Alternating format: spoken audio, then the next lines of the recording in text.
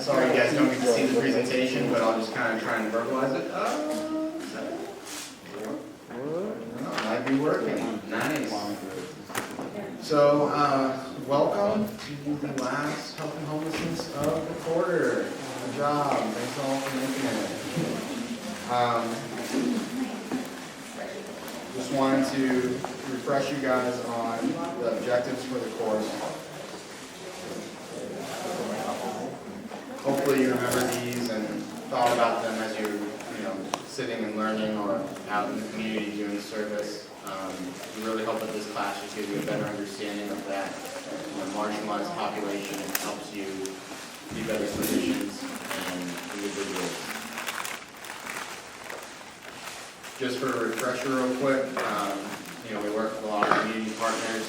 We're always working on increasing our partnerships.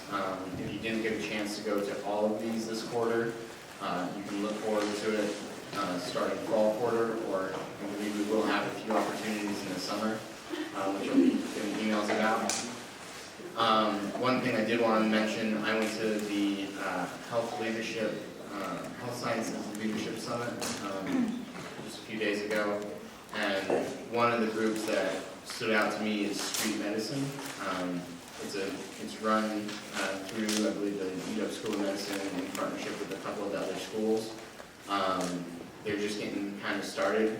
They've been working on things for, I believe, a year now, and they're just about to launch their program. If you're looking for ways to get involved, stuff like that, go ahead and email Crystal Coop right here at the bottom.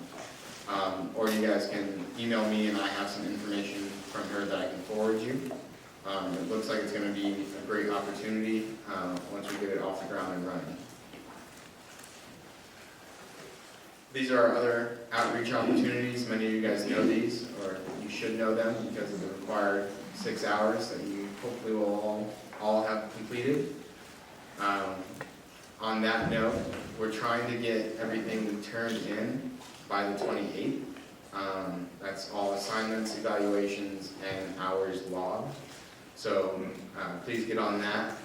The only video that we don't have online right now is the 4th one, and then of course today the 5th one we don't have up yet. Hopefully they will be up soon. Email me if you're having any problems yet. If we have hours scheduled after that day, should we log them or should we wait until we actually do them to log them? Anyone with that issue, go ahead and You could log them now, okay. and then for the if they're in UN stuff. Yeah, I'm scheduled for being gospel. Okay, yeah, if you have anything before the end of the quarter, go ahead and log it. Don't log anything that you're planning to do over the summer because it might get canceled and stuff. I just want to say something else about the surveys, and I forget. So was there another question or? Nope. Okay, moving on. Also, I just want to say thank you to a lot of people. Conveniently, most of them aren't here today, but Dr. Mandera puts a ton of effort into this. David, Jackie, Eddie, Patrick, and Todd all do lots of stuff, and they're all graduating this year. They basically start this and some of the other programs that are going on campus, and I thought they deserved recognition. And also our support. Many of you guys have been in contact mostly through email with Evelyn and Elizabeth, and they will be leaving us in August. So just want to give a shout out to them and wish them good luck. We really appreciate you guys' help, and I know I'm going to miss you. If you guys need any more information, there's healthandhomelessness.com, or you can always shoot me an email. Andrew's going to be taking over this, in the next couple of quarters, so feel free to email him as well. Biggest thing is just to get those surveys and evaluations and hours logged, so you guys can get credit. Remember what I was going to say. If you do not have hours and do not have the ability to get your hours in this quarter, it's not a huge deal. What will happen is you'll get an I in your transcript for incomplete, and then as soon as you log hours in the subsequent quarter, we'll check it, and you can just talk to us, and we'll get it changed in your transcript right away. I've done it a couple times, so don't worry about it. we don't encourage it, but it happens. Then we were given the Bud Tarson grant, and they visited UGM last night. I just wanted to show you guys some pictures. We served over 300 homeless individuals this quarter, or this year, and this money is going to help us serve even more. So just wanted to give recognition there. And without further ado, I'm going to let Micki come up here and give her presentation. I'll actually just leave it at that and get out of your way. Yep.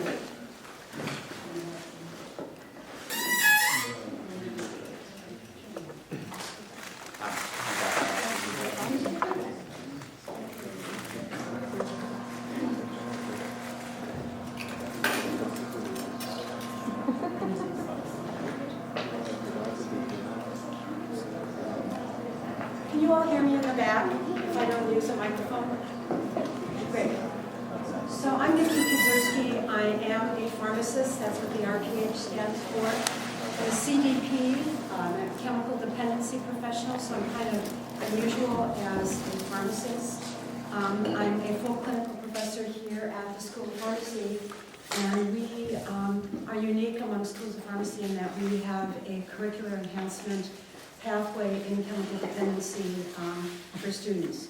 So I'm full-time on campus, so I teach a lot in the program, and I'm the Director of Counseling Services for our students. So any types of student advising issues, life events, and those kind of things, I'm the go-to person for the School of Pharmacy.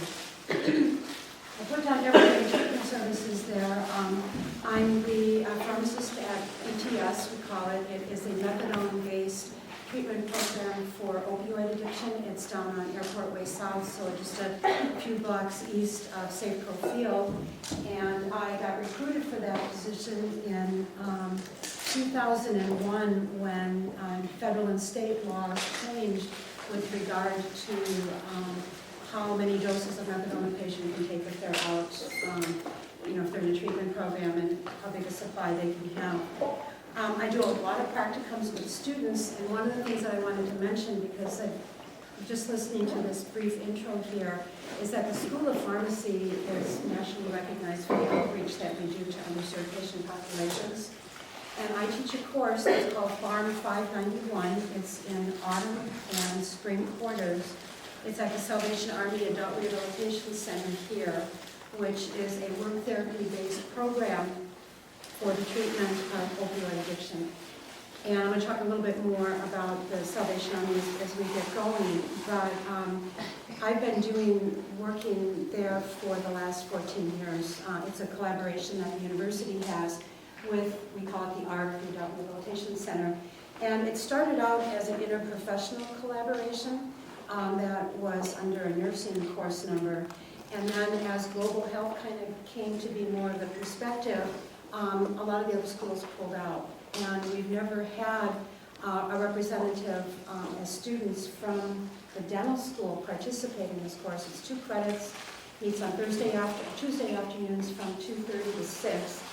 And we do a lot of health fairs there, and dental issues, as you can imagine, in a population that is dealing with substance use is a big consideration. And we did a health fair, it was about 4 or 5 years ago, and one of our PharmD students happened to have a boyfriend who was in the dental school. And so we said, invite these dental students. So we had 4 dental students come, and the pharmacy students put on a presentation. We do a presentation on dental health, and then we had different kinds of booths, and they were just really surprised that what we knew and could talk about dental health, because we didn't have a representative. So if it fits into your schedule and you're interested, this would be a wonderful collaboration, because these patients have a high need for dental care. And sometimes it's really simple, sometimes they just need a referral like to the Georgetown or the South Park Dental Clinic, and I do most of that. But if you're interested in another potential source of outreach that could qualify, then Pharm 591 is a course that I teach. And another possibility is the Health Access Seattle, which is a interdisciplinary group, and I think there's one dental student in that we just met last week. So there's a number of other places that you can do outreach. So you all should have picked up a handout, and the initial speaker who was scheduled to come in today is a fellow named Don Downey. He's one of our faculty, and he and I do almost all the coordination for the outreach that we do to underserved patient communities. And so he's actually in Washington, D.C., doing some outreach right now, and so I was asked to kind of come in here. And when I got into this room earlier today, there were two students sitting in the back, and I said, tell me a little bit about what you've had covered already. And so I understand you've had people come from the UGM and probably some public health, you have public health nurse come, a few people specifically talking about things like access to care and what kinds of conditions you might run into when you're working with patients who might be homeless. And I'm going to take a little bit of a different take here and cover a topic that to me is critically important for any healthcare provider, and that is introducing the idea of a therapeutic frame to you. I introduced this to our second-year PharmD students. It's a four-year program. I introduced it to them in autumn quarter of the second year.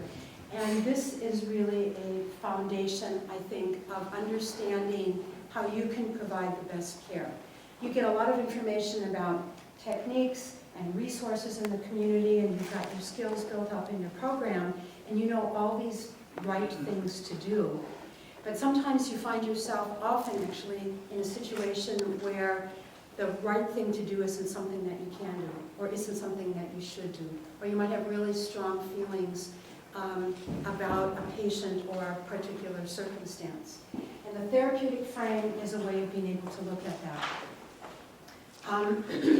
It's based on psychoanalytic theory, work by a woman named Anne Gray, who was trying to find a way of working with patients with schizophrenia. And when you have a patient with schizophrenia, there's a lot of paranoia, there's delusions, there's anger and outbursts. And it can make for a really unsafe place if you've got a healthcare provider who is apprehensive or combative in some way, or you've got a patient who feels really afraid. So establishing the idea of a therapeutic frame is a way of creating a place of safety, both in actual physicality and in a metaphoric sense, so that true therapy can happen. And I went to a training for my CDP license, I don't know, about 10 or 12 years ago, and was introduced to this and kind of expanded on that and put it together to use in teaching my students. So what you have is a PowerPoint rendition, and I had to put it into PowerPoint for another presentation I was giving to a different group a few years ago. But I typically just do this standing in front of the room and talking. I'm one of those instructors who teaches by storytelling, so I'm going to be telling you a lot of stories today that hopefully are going to help you to put this in perspective. But I want to start out by saying that, so this is an elective course or is this required? This is an elective course. So you all came into this course because you had some basic interest in understanding homelessness, or at least some interest, let's call it, in social justice. And I want to explore some of the thoughts and feelings you have about particular populations. And I usually do this in kind of an extended form in the course I teach in the PharmD program, but we're just going to spend a couple minutes because we don't have as much time. But when I say that word addict or alcoholic to you, I want you to tell me, I'd like to get about 15 or 20 terms up on the board here of what you think about when I say those words. And I don't want you to be politically correct in this. I want you to say, what you really think.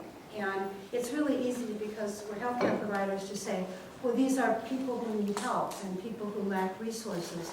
But in reality, we all have other sorts of feelings in dealing with a homeless population, an addicted population, even if they're not homeless.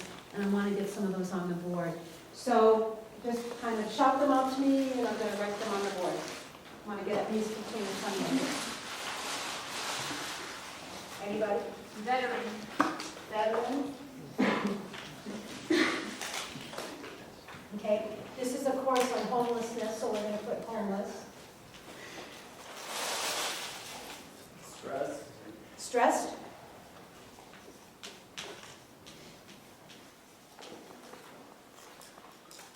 Damaged.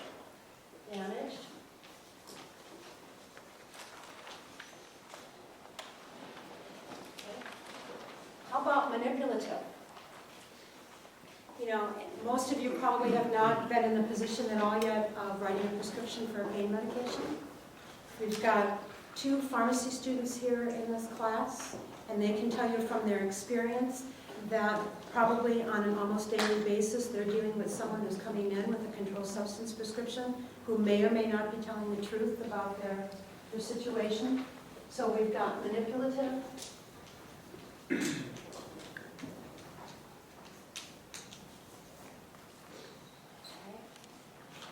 dishonest,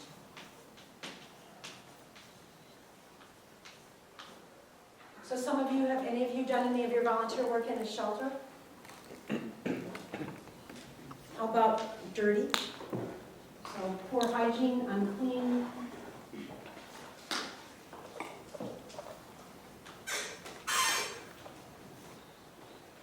Tardy, late.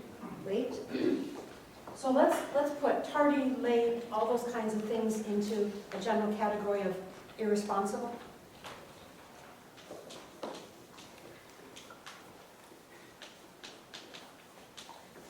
There may be mental health issues. Okay.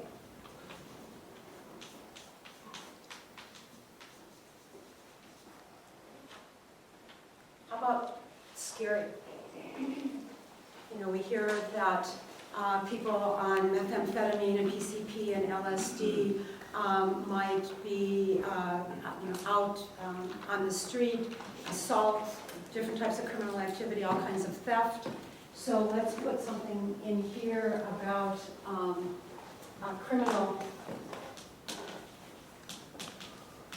criminal activity. This is going to be true for everyone who's using any sort of street drug.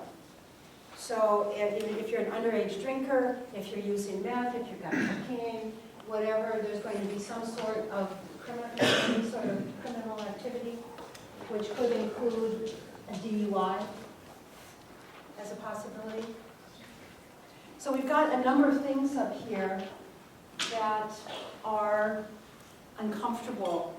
Sometimes if you're in a room with a patient who has all of these sorts of things, and this person's kind of, jittery and anxious, you might feel uncomfortable being in a room with a patient like that, not knowing necessarily how to treat that patient.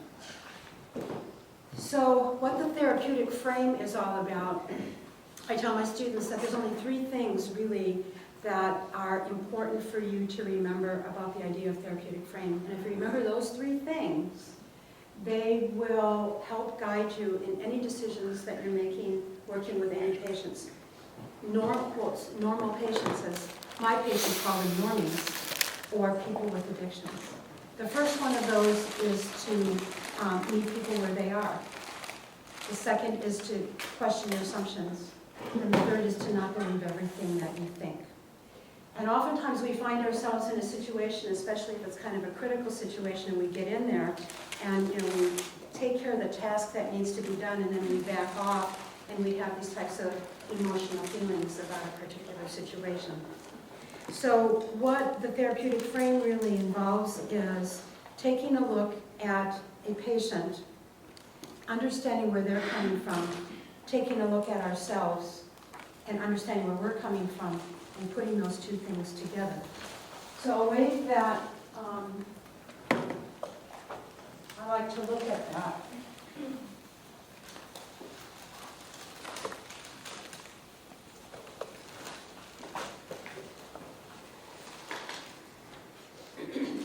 is in a sense by building a house.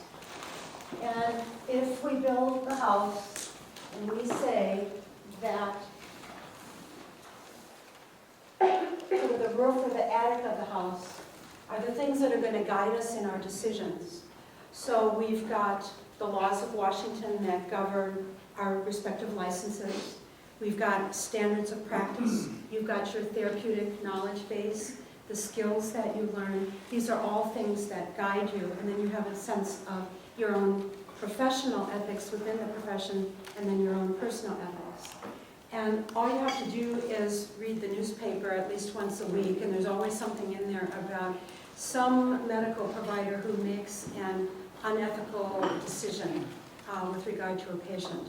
You know, they relentlessly give out controlled substances. They have sexual encounters with patients. They overcharge patients. So we know that even though there might be a standard of ethics within a profession, that individuals might react differently. So this whole top part of this house, so to speak, is going to have all these things that we don't have any control of. They're established for us by the place that we work, by professional ethics, by our knowledge base, etc. So then out here we have a patient. And this patient wants to come in here because this is where we're going to do our treatment, whatever care that is. It could be just talking with the patient, it could be doing an assessment, it could be doing some sort of surgical procedure, any encounter with the patient. And this patient out here is this addicted patient, or this homeless patient, or any patient. Let's use the substance using patient as an example. That patient has been used to going to see medical providers who have either dismissed the patient or judged the patient, refused to provide care to the patient, potentially given the patient endless amounts of prescriptions, so that relationship might not be a very healthy relationship. And that patient is going to bring that into this area here where we want to do some therapeutic work. And that's called transference. So that means that any interaction that that patient has had with the pharmacist is going to transfer to the next pharmacist. It's kind of like, have you ever been in a situation where you see someone who reminds you of somebody you used to know in the past? And if that interaction that you had with that person in the past was positive, and you see this person who reminds you of them, that's kind of a positive encounter. And if it was negative, you're kind of braced for that. I have a couple of friends who are teachers, and one of them said to me, you know, I really don't like the name Ryan. Every kid named Ryan that I had in school was a difficult student to have in the classroom. You know, and I sit there and I think, you know, there's probably a Ryan in here, so no judgments on that, just telling you the story. But, you know, she made this decision that everyone named Ryan was going to remind her of this child that she had when she was teaching 3rd grade, who just was a negative thing. And it's kind of a human quality that we have, that we kind of transfer those things. So we have this patient out here who's making all this transference, kind of, you know, being prepared to come into a situation knowing, I know how they're going to treat me. I know that they're not going to listen to me. I know that they're not going to care. Then we've got this provider here, and I'm putting the white coat on this provider. And we have this provider who comes to us with a background from 2 different areas. One is, if this is the provider who had the patient come in who was trying to scam drugs, you know, forging prescriptions, angry, resentful, and you see another person come in with what looks like a forged prescription, you're going to think, hey, here's another one of these drug users. Or, you know, here's that patient who always comes in early for their prescriptions, or is always asking for more pain medication. This person who's always drunk. You have that perspective that affects how you're going to think about that patient. And then you have your own personal background as well.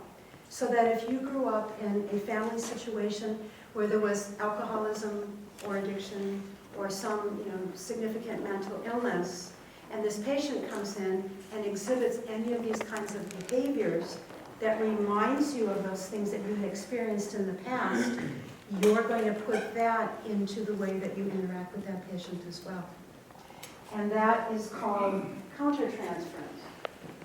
So what you're really doing is not meeting the people where they are, but you're reacting to how your previous experiences were. So you've got two people who are not really reacting in any real therapeutic way.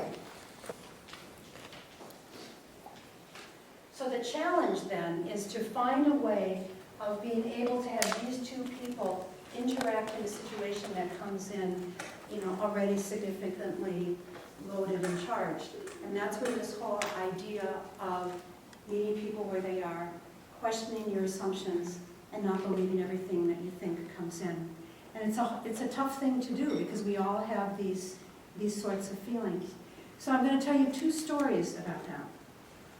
The first story is one that I experienced. It was about 5 years or so ago, and my daughter called me and said that my 3 grandkids who were in early elementary school had gotten their report cards, and that they did really well in school. And she wanted to kind of reward them, and would I mind stopping on the way home to pick up some Thai food, and then we'd all have, a nice meal together. So I said, sure, I'd be happy to do that. It was kind of in the middle of winter quarters, so it was one of those days where the wind is blowing horizontally, the rain is coming horizontally, it's cold, it's just a horrible, dreadful day to be outside. I live between Woodinville and Duval, and so I stopped at the restaurant, the Thai restaurant in Woodinville. And I went into the restaurant, and I went up to the pickup counter, and the person there told me that the food wasn't ready yet, and I'd have to wait for, about 15 minutes. I thought, that's okay, it's not, I can stay in here, I don't have to go back outside. And so I kind of moved off to the side, and I happened to look over in a booth. And there were 2 women in the booth who were massively obese, just massively obese. The whole tabletop was filled with food. They were talking to each other. They had, wraps and forks in one hand, and it was just, just kind of shoveling the food in. And I just stood there for a minute, and this wave of nausea came over me, and I thought, I can't stand in here and wait. I'm going to go stand outside. So I move outside. I'm standing there, the rain and the wind is coming horizontally, and I'm thinking to myself, my exact words are, what the hell's the matter with you? Here you are talking to people, students, about therapeutic frame, and you're having this visceral reaction to this overindulgence in food. And then I stood there and I just kept, what's the matter with me and everything. And then I realized that I never treat patients like that. I've been in rooms where it smells like urine and stool and, and old, dirty bodies, and people have, horrible lesions as a result of injection drug use. And that never bothers me. I can go in and talk to those patients and listen to them, not be judgmental. But here I am out in my world, and everything seems different. And that was really important for me because it reinforced the fact that, that we're all human, and that we have these sorts of feelings, and that it's important that we acknowledge those feelings, but that we don't act on them when we're dealing with patients. And so I came into class and told that story to students. And, when you stand in front of a classroom, so I've not met any of you before, and you stand in front of a classroom as the instructor and you say, this is how I felt on this day. You put yourself, in a sense, up there for judgment, and yet we all feel like this. And I don't know what it's like being in dental clinic with all of you, but I can tell you that when I'm on site with a pharmacy student, sometimes the pharmacy student will make a remark like, what's that person doing here again? Or what a loser. They're back here for their 15th request on a medication. So these are all normal feelings that we have, that it's critically important, especially if we're working, say, with a homeless population, or someone who keeps coming back. When I have the patient who multiple times, 4 times a year comes back to get treated for an STD, I spent 12 years working at the Pike Market Medical Clinic, and I remember one PA we had that We had one patient who came back, 4 or 5 times in 1 year to be treated for STDs, and her response was, you know what, she's stupid. Doesn't she know how to use a condom? Doesn't she know how to prevent this? And at the same time that you're writing out a prescription and trying to give healthcare information to somebody, if you've got that perspective in your mind, that patient's going to pick up on it. And if you're going to continue to perpetuate that kind of behavior with the patient. So keeping those kinds of things in mind, it's important that when you go into a situation that you check, why am I doing this? Why am I here? Understanding what maybe it took everything for that person to come in front of you on that day. Maybe they just were having a horrible day. They're not feeling well. They just found out someone died. Something happened, and they're in front of you today, and they're upset, and they're irritable, and anxious, and they're taking it out on you. Is it really in their best interest or your best interest as a professional to react to them? And I usually spend a lot more time than this because I've got a 2-hour class to be able to go over this with students. But I want to tell you another story, that'll probably take us into the last little bit here. So I mentioned that I teach this practicum at the Salvation Army. And we were there recently. I've got 8 students in that class. They're all Farm B students. And we have been there all quarter. We meet with a group of 4 beneficiaries. They're called beneficiaries, not patients. It's a work therapy-based program, so they work all day in the warehouse at the Salvation Army. They get to stay there for free. There's no cost. They get their meals. They get a few classes on chemical dependency. They stay for 6 months. They graduate, and then they go off and try to live their lives. And a number of them eventually come back. But we meet with 4 of them. So we've got 8 students, 4 beneficiaries, 2 males, 2 females. I lead the group. And then their director of rehab services is in there. So we've been meeting with this group all quarter long, talking with them about healthcare issues, learning about their addiction past, their history. They tell their stories. One person has been in treatment. This is her 11th time in treatment. She's lost her complete family. A lot of the people there have been in jail before. So we've been spending this time getting to know these patients. We have a good trust going. We're going through our session. We meet for an hour and 15 minutes. And at one point, one of my students says, I need to share something here today. And he goes on to talk about hearing the weekend prior that one of his closest friends from high school was killed by a drunk driver, a 21-year-old drunk driver going the wrong way in another state. There were 5 people in the car. 3 ended up in the hospital severely injured. 2 died.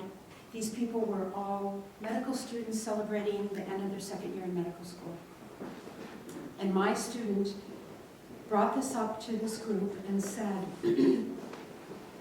I don't know what to do now, because I've been spending this whole quarter here working on a therapeutic frame, trying to understand addiction, trying to understand recovery, and I'm so angry right now, and shocked, and hurt, and depressed, and I don't know how to interact with the 4 of you. And even just standing here right now, I get chills, because if that student had not been in the courses that I teach on this, had no experience with that, he'd be going into a situation, the next person he ran into who had this kind of history, these feelings are going to come out, or else he's going to take them and stuff them at some point. They're going to come out in the future. And so we all sat there for a while, and then the 4 beneficiaries started to speak out. And one of them said, 2 males, 2 females. So the 33-year-old male says, you have every right to be angry at something like this. This is a big loss, and I'm really sorry, for your loss. And the other two of the other ones made some other comment. And there's a a young woman in that group who is somewhere probably between 28 and 30. And she already graduated the program. She's staying on for another couple weeks to finish up with me for the quarter in this group. And she said, I've been here for 6 months and I've completed this program. She's from Oregon. And she said, I have a DUI. And Oregon Department of Licensing is not going to accept the fact that I've been here at the ARC for the last 6 months because it's not a state licensed treatment program, because it has a relationship with the Salvation Army, and they don't allow Christian organizations or religious-based organizations to have the same kind of licensing. And she said, and I've been sitting here for the last 3 or 4 weeks or so since I found out that they're not going to accept my treatment here, that they want me to go for an extended 12-week outpatient treatment. I've been really ticked off about this. And she said, and now I sit here and I hear you tell this story and I take a step back and I realize how lucky I was that in my DUI, I didn't hit anybody. And that hearing this story from this male student made her take a step back and realize that she wasn't quite at the point that she needs to be with regard to her recovery. And so what happened there was that we created this place of safety for a patient and, for a healthcare provider. And that allowed for some really powerful reflection to be able to go on. In a lot of situations, you don't have time for that. You've got a patient, and then the next patient is coming in a half an hour, and then a half an hour after that. But you go home that night, and you think about some of those patients, you think about the feelings that you have about them. And unless we as practitioners acknowledge those feelings and deal with them, we're going to take them forward. And sometimes those feelings are negative. If you had people with a negative influence on you in life because of their prior alcohol or drug use. But sometimes, and this happens a lot with nurses, I've worked in treatment programs, where it's, oh, I feel so sorry for this person. They've lost their family, they've lost contact with the kids, they don't have a job, they've lost their pharmacist license or whatever. I'm just going to take care of them. So we can either become enabling of behavior because we don't set good boundaries, or we can have such a strong boundary that we don't allow good therapeutic care to take place. And so I know that in a sense, some of you might think that this really isn't in the context of dealing with homelessness, but I think if you step back and you take this perspective of all the things that you've learned and all the things that you've heard this quarter, taking an approach like this helps you put it into some perspective. Because the most important thing that I think we have to do as healthcare providers is to decide what we should do and what we shouldn't do.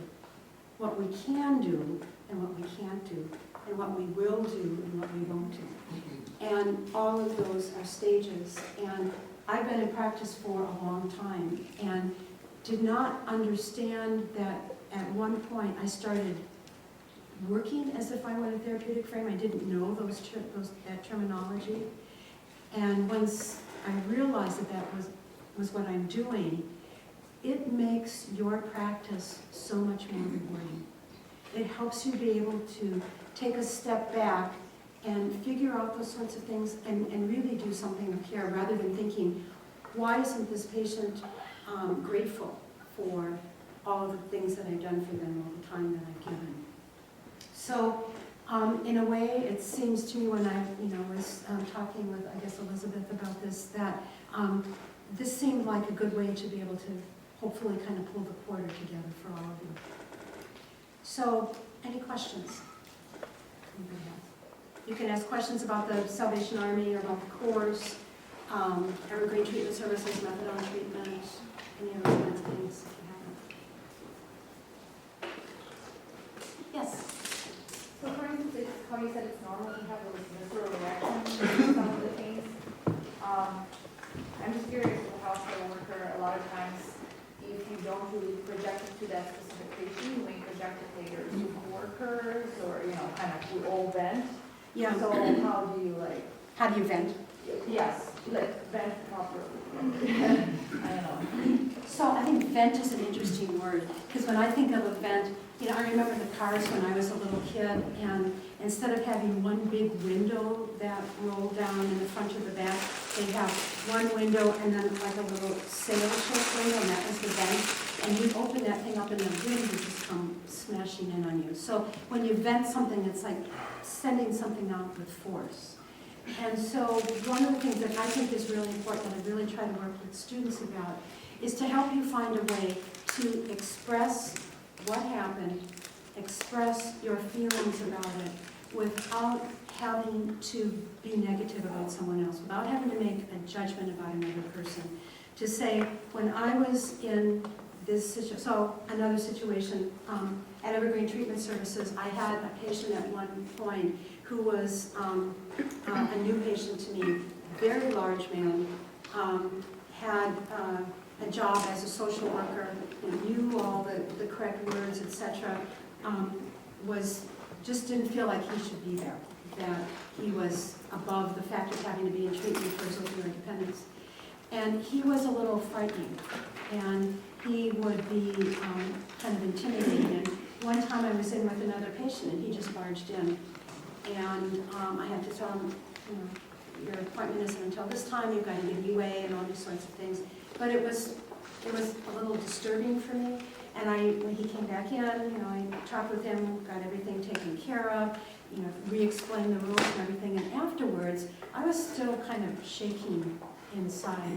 So I went into the dispensary and talked to a couple of my colleagues in the nursing staff in the dispensary, and just said, I had this patient right now.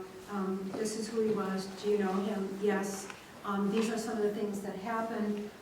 It was a little tense, and I just need to kind of debrief on that. So I try not to make a judgment.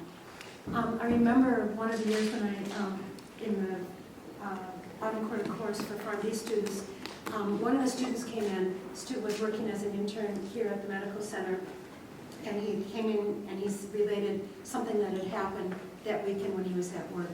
He was working in the outpatient pharmacy, and he said a patient came in with 3 prescriptions, 2 opioids and a benzodiazepine. And so he picked up those prescriptions and he went back into the pharmacy and he said, bet you can't guess who this patient is. It was somebody who was routinely come back. And that's the kind of thing that I think causes problems for you as a practitioner and for the patient, and it spreads this negativity about someone. So rather than coming in and saying, bet you can't guess who this is, that you just kind of quietly go in, fill the prescription. He was making a comment about, someone who frequently comes into the pharmacy. So it's important to share those feelings that you have, but not in a way that negates the patient. I had this problem with the patient. They were angry. This is what I did. I still feel like this. How do you think you might have handled that situation? Or do you have any suggestions for me? So it's important to get those feelings out, but when you get them out in a way of being self-righteous, that only fuels it, that the next time that patient comes in, or somebody like that patient, you're going to be even more self-righteous. So put it out there in a way that it's not going to produce that kind of response.